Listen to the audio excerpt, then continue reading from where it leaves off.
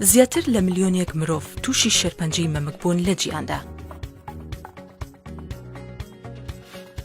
لە هەر 22 ژنێکدا لە وڵاتی هیندستان خانەی شێرپەنجەی مەمک تێدا دەردەکەوێت و بە تێکڕای ژیانی گەشە دەکات.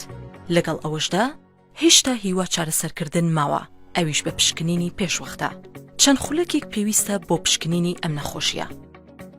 هەنگاوی یەکەم لە بەردەم ئاوێنەیەکدا بوەستە و بڕوانە مەمکەکانت بۆ هەر گۆڕانکاریەک کە ڕوویدا بێت وەکو گۆڕانکاری لە قەبارە و شێوەی مەمکدا.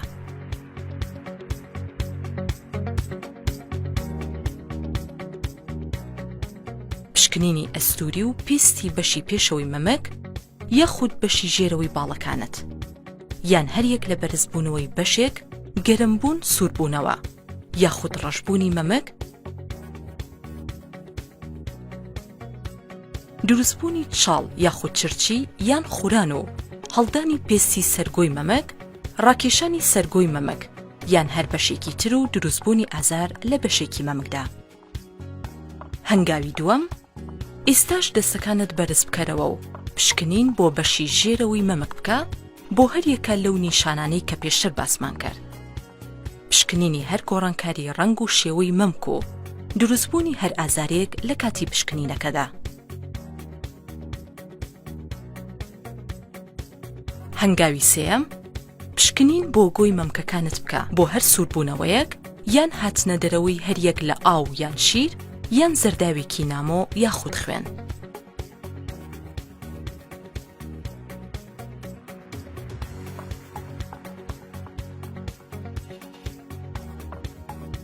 لە هەنگاوی چوارەمدا لەسەر پشت پاڵکەوە و لە ڕێگەی پەنجەکانتەوە بە شێوەیەکی بازنەیی و بە هێواشی پشکنین بۆ هەر بەرزبوونەوەیەک یان دروستبوونی بەشێکی ڕق لە مەمکەکان بکە.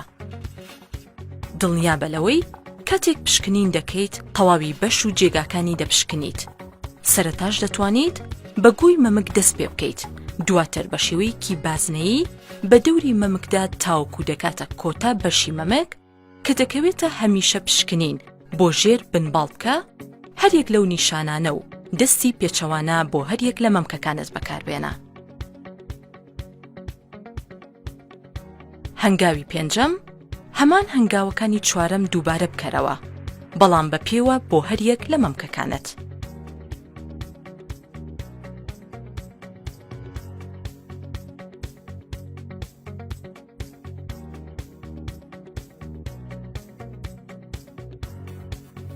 هەنگاوی شەشەم ئەگەر لە کاتی پشکنینەکەدا هەریەک لەو نیشانانەت بەدی کرد یاخود هەست پێ کرد دوو دڵمە بە و مەترسە.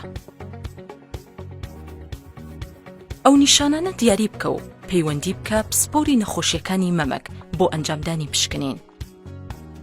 ئەگەر هەموو شتێک ئاسایی بوو بەردەوام بە لەسەر ئەو پشکنینە هەموو مانگێک، بەڵام دەبێت ئەوە لە بەرچاو بگیرێت کە دەبێت هەموو مانگێک لە دوای کۆتایی هاتنی سووری مانگانە باشترین ڕێگاش دیاریکردنی ڕۆژێکە لە هەر مانگێکدا بۆ ئەنجامدانی ئەم پشکنینە. دەبێت ئەوەت لەبیر بێت توشبوون بە نەخۆشی شێرپەنجەی مەمک کۆتایی هاتنی گیان نییە، بەڵام ئەو کەسانی کە توشبوون بەم نەخۆشیە لە ئێستادا چارەسەر کراون و دووبارە گەڕاونەتەوە سەرکار و چالاکیەکانیان، بە تایبەتی ئەو کەسانشی کە پشکنینی پێشوەختەیان کردووە و لە سەرەتاوە بە نەخۆشیەکەیان زانیوە. هەمیشە لە پەیوەندی و سەردانیکردنی پسپۆری دیاریکراوی نەخۆشیەکانی مەمک بە بۆ ئەنجامدانی پشکنین. کلیلی چارەسەرکردن پشکنین و هەستکردنە بە نەخۆشیەکە.